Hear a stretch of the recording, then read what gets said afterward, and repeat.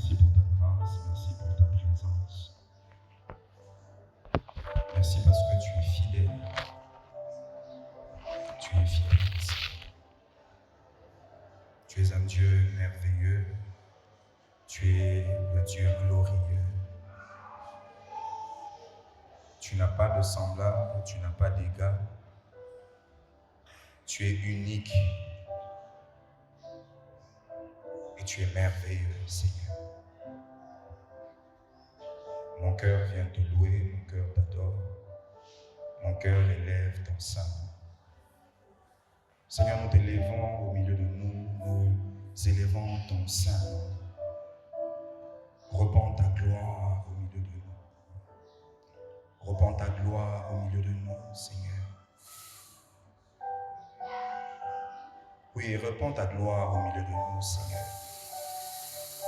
Nous ne sommes pas venus pour nous amuser, nous ne sommes pas venus pour nous rencontrer premièrement.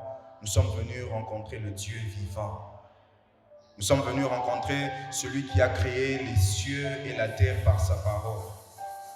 Nous sommes venus rencontrer celui qui n'a pas besoin d'efforts pour accomplir des grandes choses. Tu les fais dans la simplicité. Les hommes ont besoin d'exercice pour faire de grandes choses. Toi, tu n'en as pas besoin. Tu es le créateur du ciel et de la terre.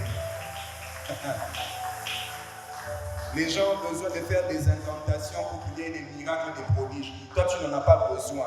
Tout ce que tu fais est miraculeux. Tout ce que tu fais est extraordinaire. Tout ce que tu fais est grand. Tout ce que tu fais est puissant. Tout ce que tu fais est redoutable, Seigneur. Tout ce que tu fais nous étonne. Tu es le Dieu du ciel et de la terre. Nous te célébrons en ce lieu, Jésus. Dieu tout-puissant, comment te considère tout l'univers créé par toi.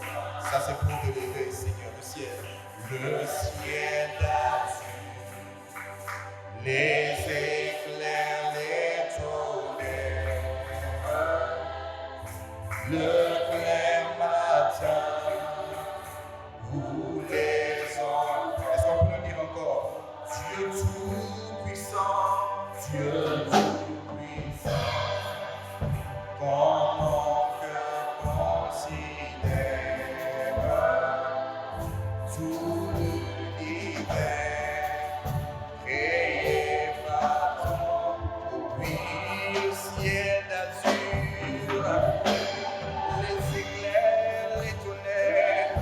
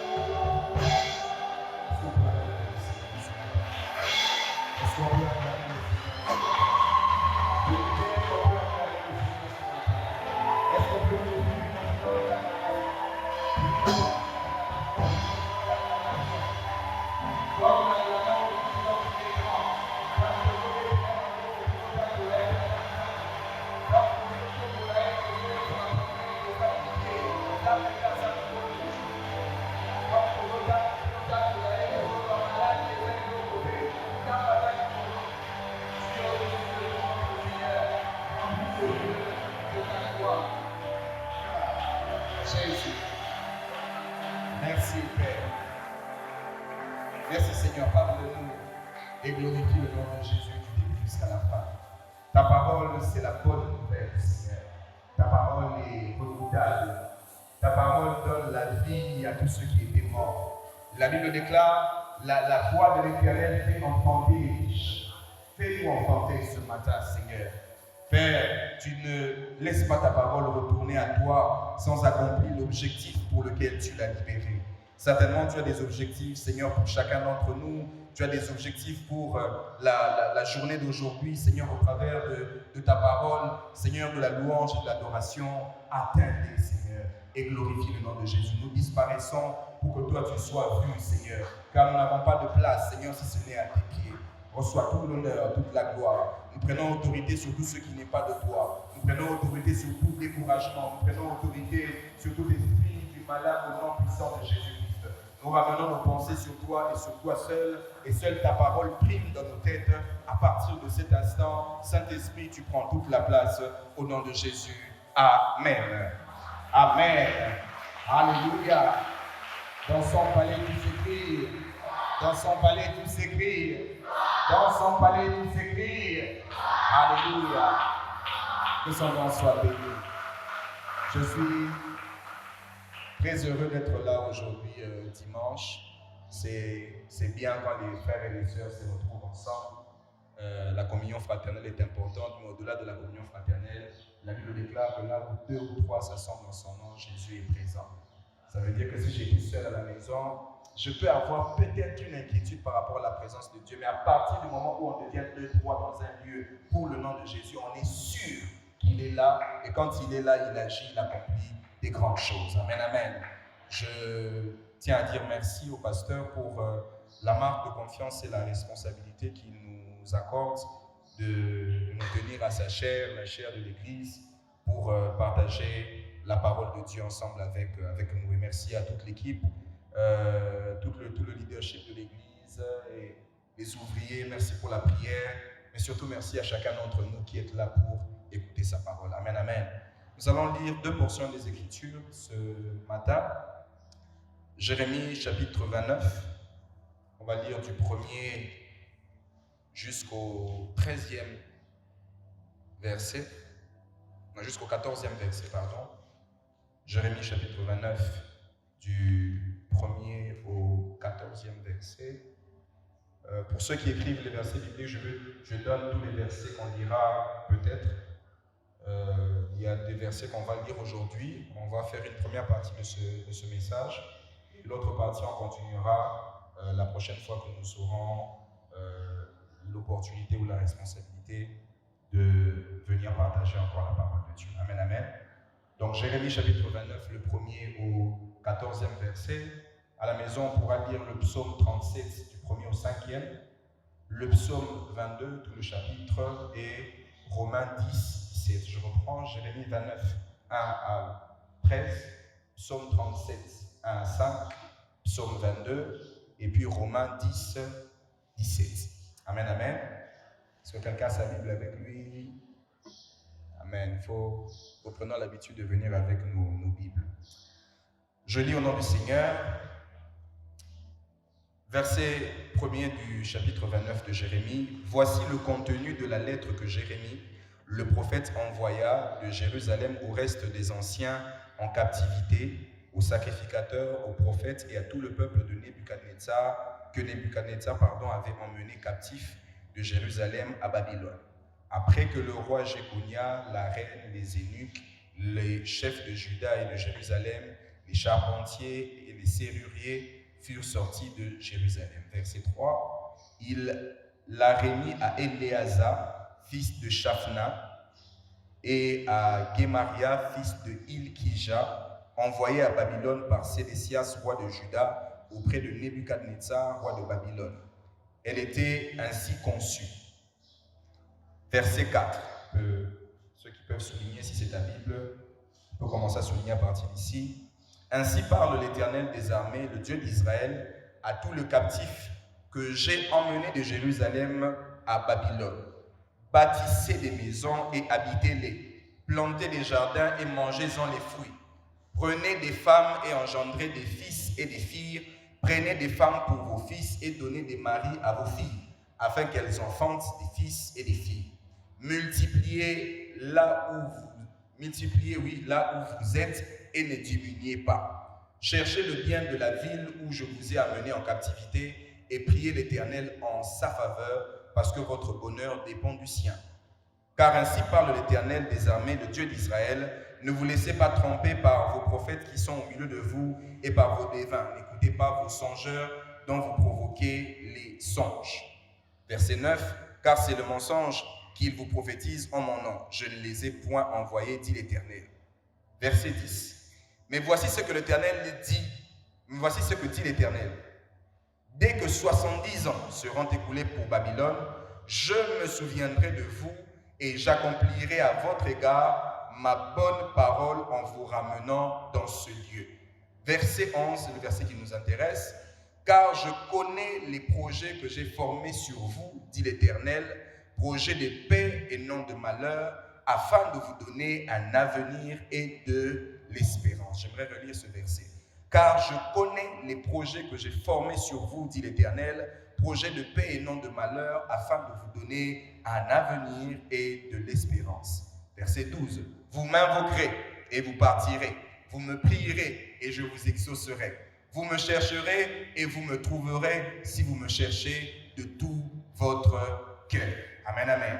J'aimerais lire le même texte, mais dans la version lingala, juste Jérémie chapitre 29, le verset 11. La lingala balobi boye. Pambate na yebi malamu mabungisi oyo na salaki po na bino elobi Yahweh. Mabungisi ya kosalela bino bolamu kasi ya konyokola bino te. Mabongisi po na kopesa bino elikya mpe bomoi malamu. Est-ce qu'on peut acclamer le Seigneur?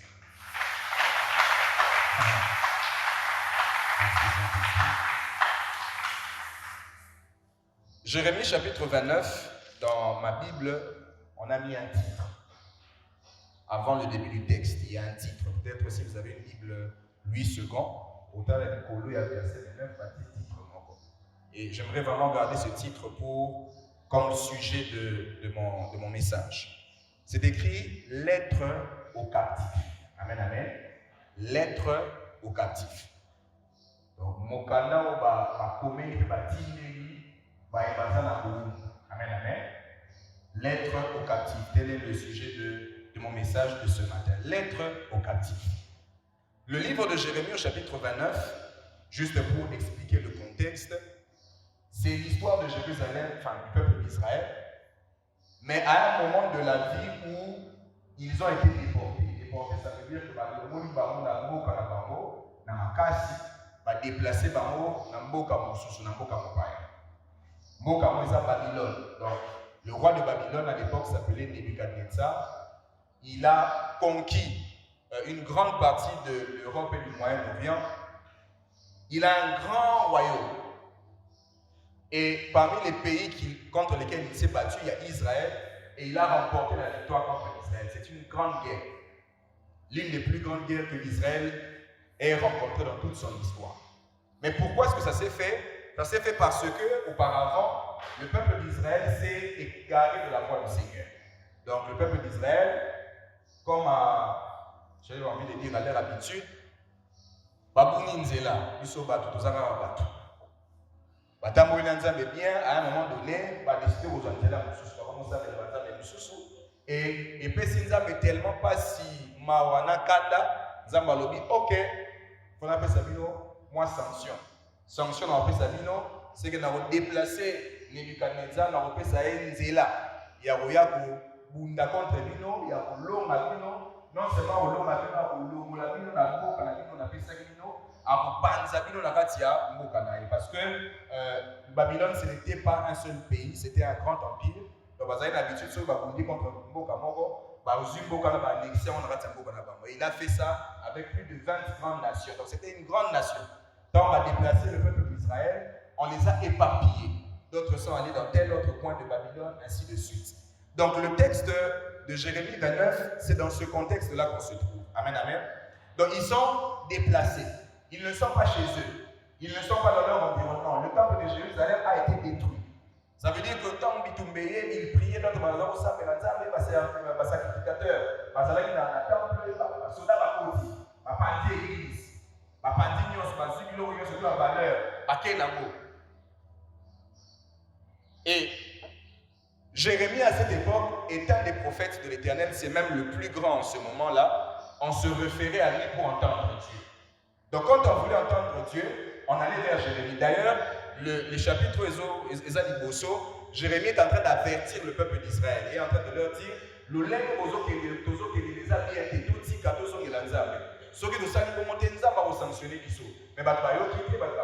et c'est ça la conséquence. Maintenant, Israël se retrouve là-bas, et pendant qu'ils sont là-bas, il y a d'autres prophètes de Dieu, ou non, disons, il y a d'autres prophètes qui sont sortis là, quand ils sont à Babylone. Des nouveaux prophètes qui commencent à parler de la part de Dieu. Jérémie n'était donc plus le seul prophète qu'il y avait. Et il donne des prophéties.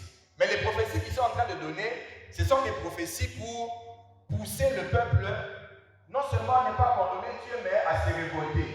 Ma prophétie n'a pas dit, se préparer, se préparer, se préparer. C'est dans ce contexte-là. Il y a tout un tas de prophéties. Et ils sont ballottés à gauche et à droite. C'est dans ce contexte-là maintenant que Jérémie reçoit une parole de la part du Seigneur pour le peuple d'Israël. Parole authentique. Il écrit donc une lettre qu'il envoie à Babylone. Jérémie n'est pas dans la même ville qu'eux. Il n'est même pas à Babylone en ce moment-là. Lui, il est resté de l'autre côté. Il envoie donc une lettre. Et quand on envoie les lettres, toutes les lettres, il faut bâtir de la Baoumbu, ça ne peut pas leur arriver directement.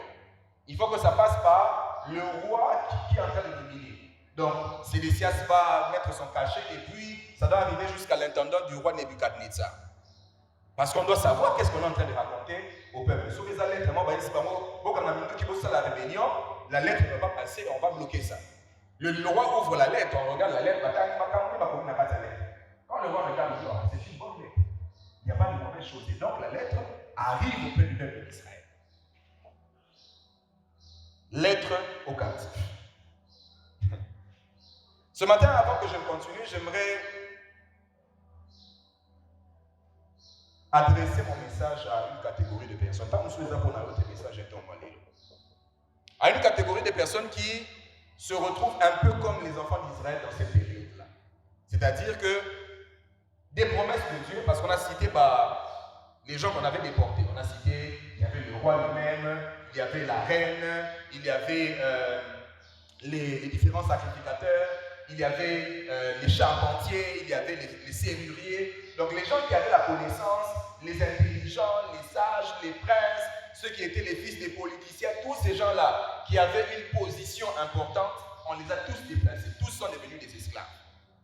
Les sacrificateurs ne pouvaient plus se mettre à faire le culte de la sacrificature parce qu'il n'y avait plus de temple. Et d'ailleurs, parce qu'on leur avait interdit même de pouvoir faire ça. C'est-à-dire qu'ils étaient dans un contexte qui était bien, et tout à coup, ils sont dans un contexte qui est contraire à leur environnement. J'aimerais ce matin prier et parler à quelqu'un qui est dans une situation qui est contraire à ce que Dieu lui avait dit. Une situation contraire à ce qu'il voulait. Une situation contraire à ce qu'il était il y a 10 ans, il y a 20 ans. Autant que l'objet situation actuellement, mais pour n'aller des amours.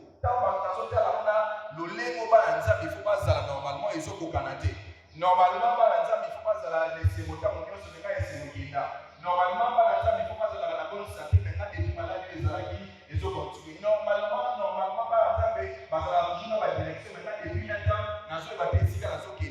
Tant dans ce ressemble, la balance, ça va prophétie pour la bâtiment, on a prophétie à la raté.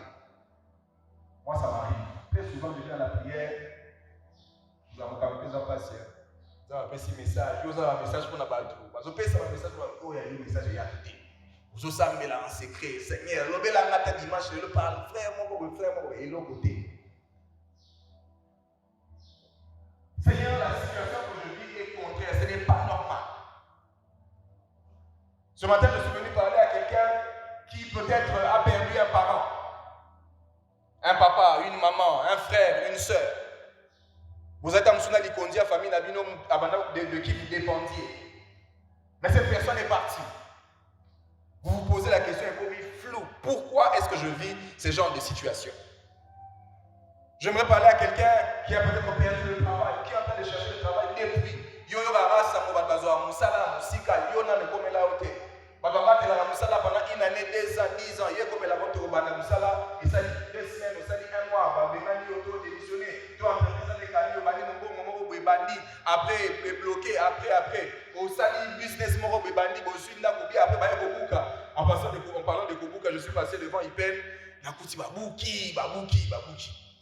Je me suis dit, waouh, j'ai pensé aux mamans qui viennent vendre là tous les jours, tant que ce qui garantit, il y a moi, maison commerciale, il y a 6 mois, 8 mois. Au foot qui dans ce appel, au tiers moi marchandise, nakati, après babuki. Ce qu'on s'est dit garanti, ma polo, est-ce que vous ça? Après ça, vous voyez pas le babuki, n'a pas. Je suis venu parler à ce genre de personnes, aux personnes qui sont dans cette situation-là. Peut-être en celui aussi, aux gens qui vont aider à ma casse.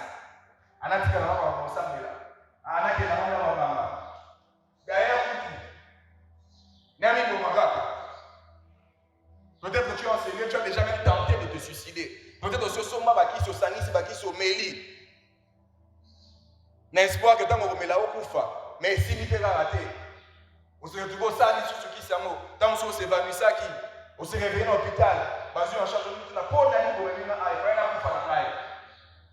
Tant que ce qui me bénit, on m'a dit ça. J'en ai rencontré comme ça de plus en plus. Des frères et des sœurs qui sont prêts à se suicider, qui se suicident même. À cause des difficultés de la vie, à cause des problèmes du siècle présent, à cause des promesses qui n'arrivent pas.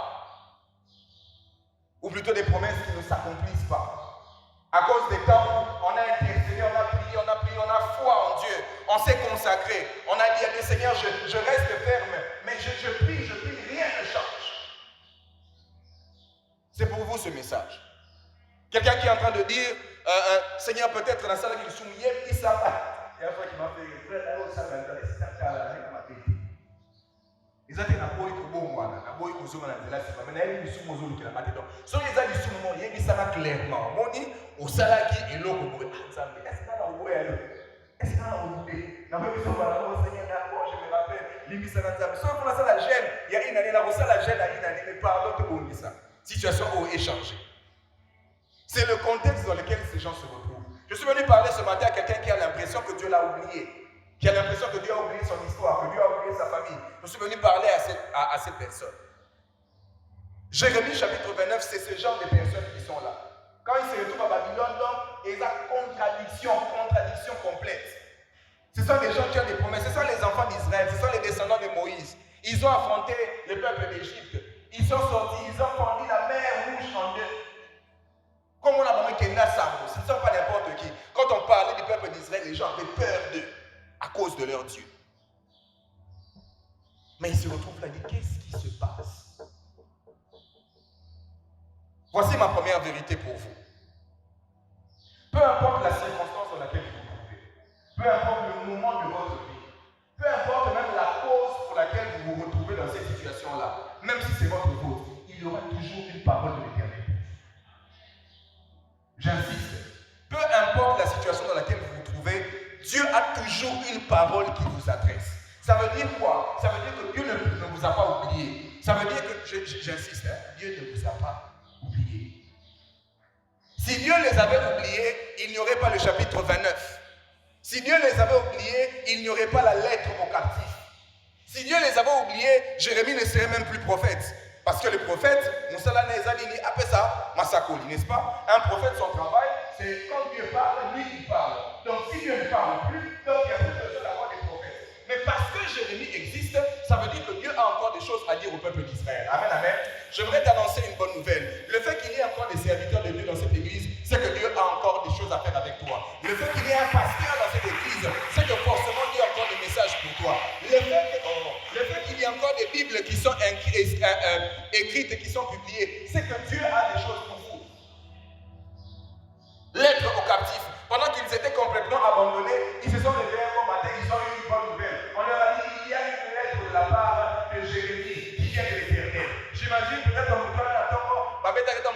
Nabutu Mobimba, il n'a pas bien dormi, il se réveille le matin avec plein de questions, peut-être sur le point de se suicider. Alors il s'en va là, il y a une lettre qui vient d'arriver de la part de l'Éternel. Ce matin, il y a une lettre qui est venue pour vous. Ce matin, il y a une lettre de l'Éternel pour vous. Et je ne suis que le messager. Et je prie au nom de Jésus que le Seigneur me rende capable de donner exactement ce qu'il y a comme contenu à l'intérieur. Dis à ton voisin, Dieu a une lettre pour toi. Non, on va changer. Dieu a toujours une lettre pour toi. Changer voisin. Moi, ce qui.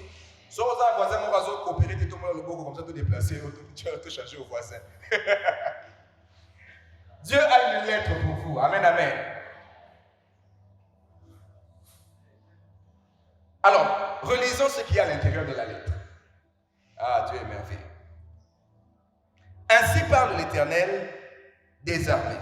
On est au verset 4. On peut lire ensemble. Le Dieu d'Israël à tous les captifs que j'ai emmenés de Jérusalem à Babylone. Verset 5. Même chose dans la Bible, on peut lire ça vraiment ensemble à haute voix. Verset 5, on y va, 1, 2, 3. Bâtissez des maisons et habitez-les. Plantez des et mangez-en les. Verset 6. Prenez des et engendrez des fils et des filles. Prenez des femmes pour vos et donnez des maris à vos, afin qu'elles enfantent des et des filles. Multipliez là où vous êtes et ne. Verset 7. Cherchez le bien de la ville où je vous ai emmené en captivité et priez l'Éternel en ça, parce que votre bonheur dépend du sien. Amen, amen. Moi, je suis étonné. J'aurais espéré que l'être contenue à l'être Ezala, préparez-vous, je vais venir apporter une délivrance terrible. Préparez-vous, j'envoie l'ange de l'Éternel, il va tuer tous les Babyloniens. Préparez-vous, j'envoie le feu qui va descendre du ciel. Préparez-vous, il y aura les délices, préparez-vous. Mais bizarrement, Dieu dit non. Restez là. Non seulement restez là, mais habitez vraiment là. Construisez vraiment des maisons là. Élevez les murs, mettez des portes, installez-vous. Ne vous arrêtez pas à construire les maisons, allez un peu plus loin. Cherchez des champs, plantez, arrosez les champs, que ça croisse, que ça donne des fruits. Quand ça va donner des fruits, mangez les fruits. Vous allez enfanter là-bas. Mettez au monde des enfants. Prenez vos enfants, donnez-leur en mariage à des filles et à des fils. Que et il ajoute, ne diminuez pas votre nombre. Ça veut dire qu'on continue de vous compter grand. Au lieu que le Seigneur leur demande, leur donne une nouvelle pour pouvoir quitter complètement ou se révéler, Dieu dit restez là. Pourquoi est-ce que Dieu dit restez là? Il dit ça parce qu'en réalité, Dieu avait déjà, c'est la punition de Dieu. Dieu a déjà donné un temps. Il a déjà dit 70 ans et vous allez 70 ans. Bien aimé, parfois nous voulons changer les décisions de Dieu, là il ne faut pas changer les décisions de Dieu. Dieu est le maître des temps et le maître des circonstances. Quand il décrète un temps, il en met le début et il en met la fin. Il met un encadrement. C'est ainsi que la Bible dit, il y a un temps pour toutes choses. Amen, amen. Il y a un temps pour rire et un temps pour pleurer. Il y a un temps peut-être où être dans le deuil, mais il y a un temps pour célébrer une naissance. Il y a un temps pour nous. Donc Dieu maîtrise. Mais la grande question, ce n'est pas quand est-ce que ça va commencer, quand est-ce que ça va finir. La question c'est comment est-ce que je dois me comporter pendant cette saison-là. Parce que les saisons sont appelées à se suivre. Amen, amen. Dieu est à bon mot. Il fait qu'il y ait des moments où on est en train de se réjouir et des moments où on est en train de pleurer. C'est le cycle normal de la vie. La Bible dit dans les premiers chapitres de Genèse, il lutte un soir, il lutte un matin. C'est ça le cycle, c'est comme ça que Dieu a fait les choses. Ce n'est pas parce que vous traversez une période de ténèbres que Dieu n'est plus Dieu, ou que Dieu n'est plus au contraire, au contrôle. Non, non, non, non. Dieu est toujours au contrôle. Mais la question, c'est qu'est-ce que je fais pendant que c'est le temps des ténèbres? Qu'est-ce que je fais pendant que la punition de Dieu est sur moi? Qu'est-ce que je fais pendant qu'il y a un ainsi dit l'Éternel, peut-être même en ma défaveur? Qu'est-ce que je fais? Dieu donne le mode d'emploi. Il dit, soyez là, restez, faites ceci, faites cela, faites cela. Ça peut être une mauvaise nouvelle parce qu'on s'attendait à autre chose. Mais je me suis posé la question, Seigneur, pourquoi tu leur dis ça? Le Seigneur m'a donné une bonne nouvelle. C'est la deuxième vérité. Vive les ailes. Ouais. La deuxième vérité, c'est quoi? C'est que quand tu es béni, tu es béni. Même dans les périodes la bénédiction de l'Éternel reste active sur vous. Je dis ça autrement. Peu importe l'endroit dans lequel vous vous trouvez, peu importe la saison dans laquelle vous allez, quand la faveur de Dieu est sur toi, la faveur de Dieu est toujours sur toi. Quand Dieu s'est engagé à pouvoir vous accompagner, peu importe l'endroit par lequel vous passez, Dieu est toujours avec vous. Et la conséquence, c'est quoi? C'est que les bénéfices de la présence de Dieu demeurent peu importe l'endroit où vous vous trouvez. Je m'explique. Si Dieu est en train de leur dire ceci, je reviens sur la parole. Il dit, bâtissez des maisons. Mais nous, on dit seulement bâtissez des maisons. Mais qu'est-ce qu'il faut pour bâtir des maisons? Pour bâtir des maisons, il faut avoir les terrains. N'est-ce pas, ingénieur? Terrain, il n'y a pas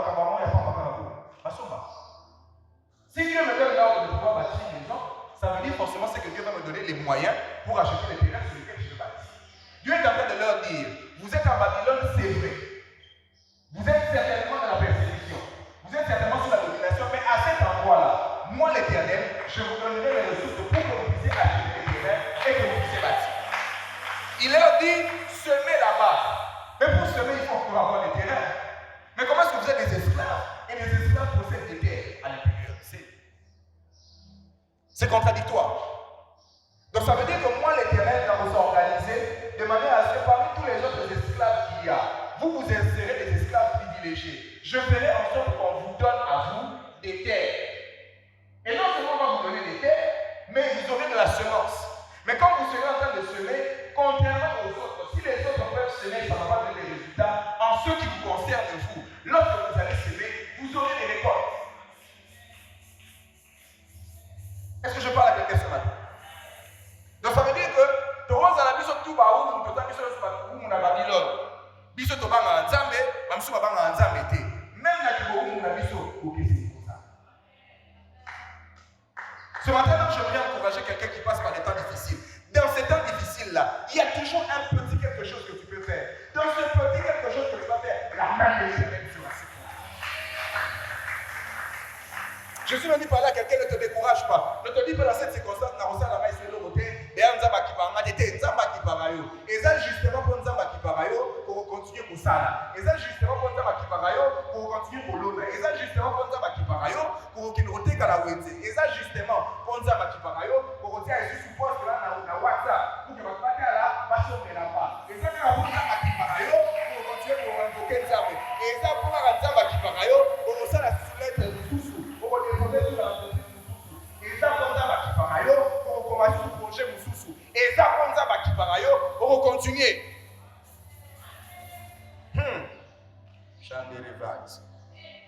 J'aime ta présence.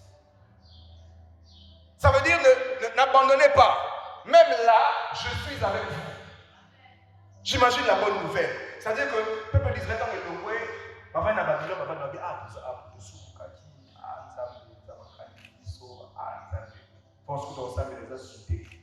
mais ce matin-là, Dieu vient et leur dit, même là, je suis avec vous. Et ma bénédiction est sur vous. Waouh! C'est ainsi que, quand on lit l'histoire de la déportation d'Israël en Babylone, c'est comme ça qu'on peut lire l'histoire des gens comme les Daniel, l'histoire des gens comme les Shadrach, Meshach, Abednego, qui ont été élevés en dignité là-bas. Frère, quand Dieu est avec toi, Dieu est avec toi. C'est pourquoi, frère, j'ouvre une parenthèse, je n'avais pas prévu ça. Quand un bien-aimé tombe, même dans le péché, quand un bien-aimé est sanctionné, quand un bien-aimé passe par des temps compliqués, c'est vrai qu'on a la responsabilité de réprimander le péché. Amen, amen. Mais frère, ne mettons pas les points dans la vie des gens. Hein? Qu'on ait beaucoup de réserves. David a compris ça. Dieu rejette Saül. Tout le monde veut que Saül décède. Mais David refuse. Il dit, je ne peux pas lever ma main contre loin de l'Éternel. Ça veut dire, même quand Dieu l'a rejeté, il reste loin de l'Éternel. Ça veut dire, si je le touche, Dieu s'attaquera. Je parle à quelqu'un ce matin qui est tombé le plus bas dans sa vie chrétienne en ce moment. Je veux dire que même dans ce moment-là, le plus trouble de ta vie, Dieu est toujours Dieu. Dieu est toujours avec toi. Dieu est toujours amour.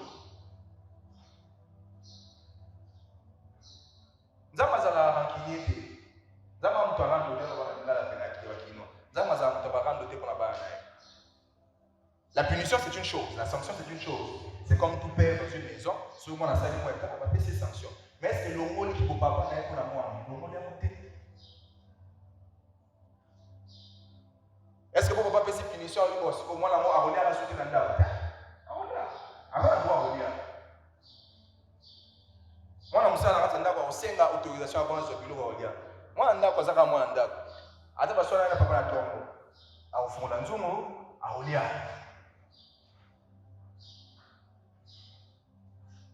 Troisième vérité.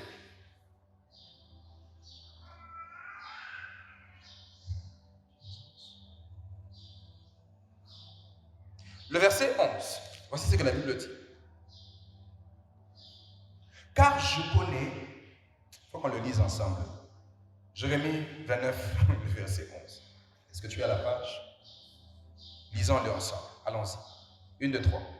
Car je connais les projets que j'ai formés sur vous, dit qui? Projet de et non de, afin de vous donner et de. On reprend ça encore. 1, 2, 3. Car je connais les projets que j'ai formés sur vous, dit l'Éternel, projet de paix et non de malheur, afin de vous donner un avenir et de l'espérance. Ah, merveilleux. Ce verset, je le connaissais. On le cite souvent. Mais seulement quand on le cite, on oublie dans le contexte dans lequel ça se trouve. Ce n'est pas un verset que Dieu dit quand tout le monde est dans la joie. Non, c'est dans ce contexte-là. C'est un message adressé à des captifs, adressé à des gens qui sont dans des périodes compliquées. C'est à eux que Dieu dit maintenant. Pourquoi Dieu le dit maintenant? Dieu m'a dit d'abord ce que vous devez faire, il donne, j'ai des bénédictions pour vous, ainsi de suite. Ça, c'est ce qui marche avec vous. Mais il dit, ça, ce n'est que les début. Ou bien, ça, ce sont des détails. Je le dis autrement, pourquoi est-ce que Dieu dit qu'il va continuer à vous bénir? Parce que Dieu n'a pas improvisé le fait que vous soyez là. De la même manière que pour que vous ayez en Babylone, il a donné cette injonction. Votre vie elle-même est une injonction de la part de Dieu. J'explique ça autrement. Vous n'êtes pas une improvisation de Dieu. Peu importe la manière dont vous êtes au côté là qui n'a moqué. Vous n'êtes pas un accident de la part de Dieu. Ça veut dire que Dieu vous avait voulu, amen, amen. Il a souhaité que vous soyez là, dans ce monde vivant. Il a souhaité que vous soyez en Afrique.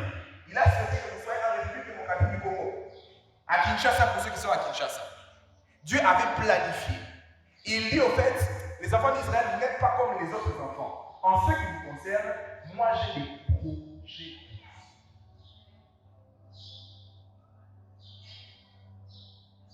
Oh, explique-moi bien, Saint-Esprit. Saint-Esprit, aide-moi.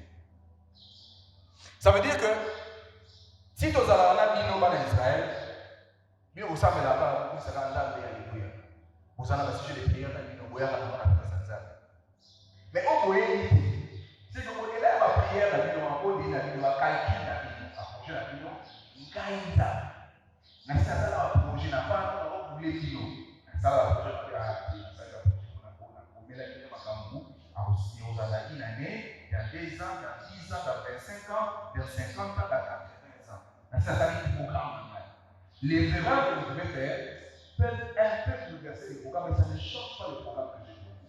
Maintenant, il ne dit pas seulement que j'ai des projets, mais il précise la nature des projets qu'il a. Il dit, j'ai des projets pour vous. Les projets que j'ai pour vous, ce sont des projets de bonheur et non de malheur.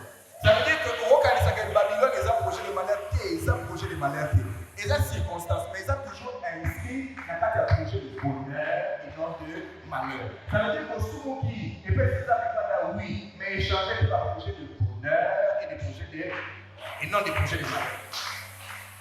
Ça veut dire que Dieu a toujours des bonnes choses qu'il a prévues pour nous. Et il dit pas j'ai un projet de bonheur, il dit j'ai des projets. Donc ils ont ébellé. So,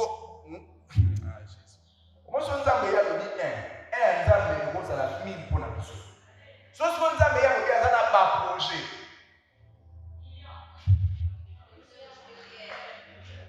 Plier l'ensemble, mais plier la vie sauter. Il a des projets, ça veut dire des projets dans chaque domaine, dans chaque situation, dans chaque journée. Dieu a des projets de bonheur et non de malheur. Et il dit pourquoi est-ce que j'ai des projets? Quel est le but de mes projets? L'objectif de mon projet, dans un moment, c'est quoi? Il dit quoi? Afin de vous donner un avenir et de l'espérance.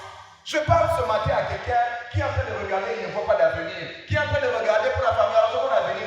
Je parle à une maman à temps de la tête, à ce qu'on a avenir. Dieu et non de malheur, afin de vous donner un avenir et de l'espérance.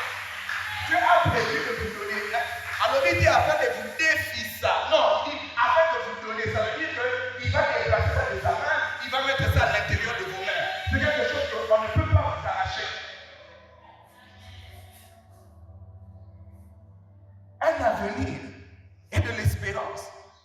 Ça veut dire que lorsque tout le monde est désespéré, nous ne sommes pas désespérés. C'est pourquoi je dis à quelqu'un, ce qu'on soit désespéré pour nous.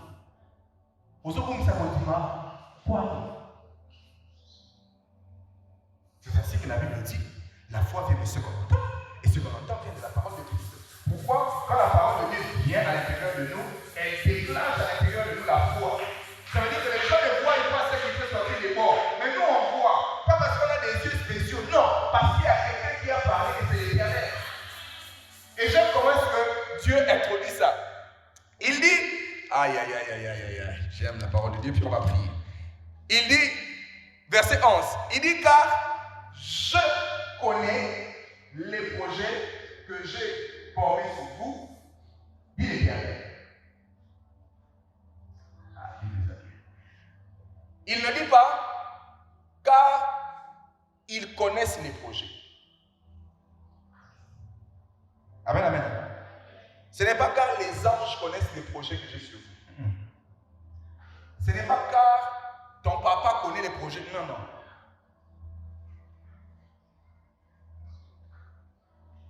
Il y a des informations qui sont disponibles à tout le monde. Amen. Mais il y a des informations qui ne sont pas disponibles à tout le monde. Il y a des informations que Dieu lui-même a gardées pour lui à l'intérieur. Ça veut dire, peu importe le niveau de révélation qu'un homme de Dieu peut venir te donner dans ta vie. Esaïe a manqué par rapport à l'information Esaïe. Il se présente et dit, moi l'Éternel, je connais. Ce n'est pas quelqu'un d'autre qui connaît, c'est moi qui connais. Pourquoi? Parce que c'est moi qui les ai planifiés. Et j'ai décidé de ne pas divulguer l'information à qui que ce soit. J'aimerais vous donner une bonne nouvelle pour vous dire ceci. Ce sont des choses que l'oreille n'a point entendues, que l'œil n'a point vues, qui ne sont pas montées du cœur de l'homme. Ce sont ces genres de choses-là que le Seigneur a pour vous. Ça veut dire que les choses que le Seigneur a prévues, il les a gardées en lui, il les a chéries. Il a refusé de partager l'information. Il a refusé de divulguer l'information, de donner à quelqu'un d'autre. En ce qui te concerne, ma soeur, en ce qui te concerne, mon frère, Dieu a gardé ces informations particulières. Et il a décidé lui-même de s'engager pour que ces informations soient manifestées. Maintenant, quand il dit je connais, ça veut dire une deuxième chose. Ça veut dire Jéhovah, ce n'est pas n'importe qui. Celui qui connaît, c'est celui qui est. C'est celui qui a créé les cieux et la terre. Vous savez, nous avons foi en Dieu, pas d'abord parce que les promesses qu'il a faites sont grandes. Amen. Non. La valeur d'une parole, la valeur d'une promesse, amen, dépend de qui a fait la promesse. On va faire un exemple, puis on va deux vérités, puis on prie.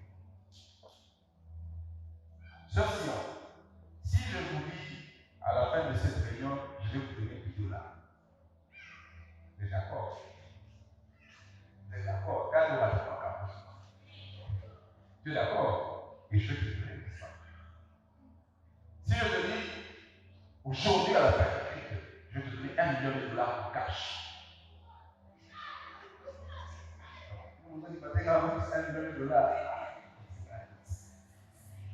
Et ça, c'est que, dans la zone de l'hôpital, et ça, c'est la chose considérée ma vie. Mais ailleurs, il dit non, attends, il dit, moi, il y a où la salle? Ah, $10 à peu près ça.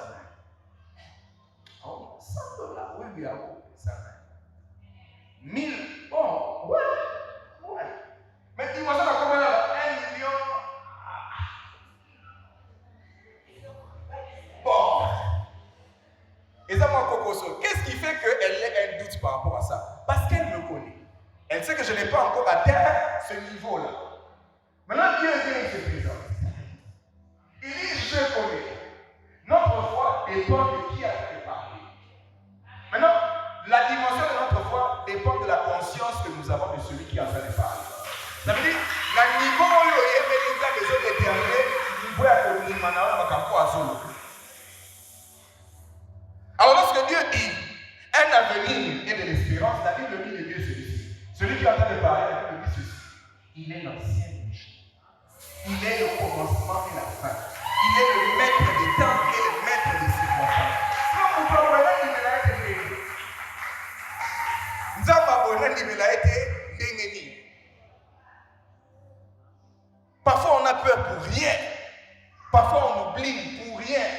Quand vous sentez que ça devient trouble, ne regardez pas est-ce que la promesse n'est pas encore accomplie. Regardez à qui a fait la promesse. La Bible déclare qu'il n'est pas un homme pour mentir, ni un fils d'homme pour se repentir. Ce qu'il a dit, il l'accomplira. Ce qu'il a promis, il le réalisera certainement. C'est comme ça qu'il est dit, Dieu est en train de parler dans l'Ancien Testament, même si la promesse se tarde, attends-la. Le problème, ce n'est pas la promesse. Le problème, c'est à l'intérieur de qui a dit. Oh, c'est une maladie, et où met une maladie, où met des maladies, ça, mais la solution exacte, celui qui a parlé s'appelle Raha. Oh, mais tout le monde ta famille, trouble les actes, on l'appelle Yahweh Shalom. Dieu notre Père. Et donc, si ma raté, je prie, il n'y a pas de réponse. Aïe, aïe, aïe. Le psalmiste était en train de dire, je lève mes yeux vers les montagnes, d'où me viendra le secours. Il ne dit pas que le secours vient de la montagne, il précise maintenant. Le secours me vient de l'Éternel qui a fait les cieux et la terre. Le problème, ce n'est pas de monter à la montagne. Par contre, c'est compliqué. Au niveau de la prière, il faut que les gars aient non, ça n'a rien à voir avec Mangé. Ça a à voir avec le Dieu qui a créé Mangé.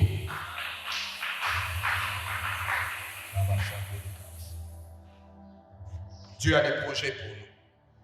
Dieu est impliqué dans cette affaire. Son nom porte sa réputation.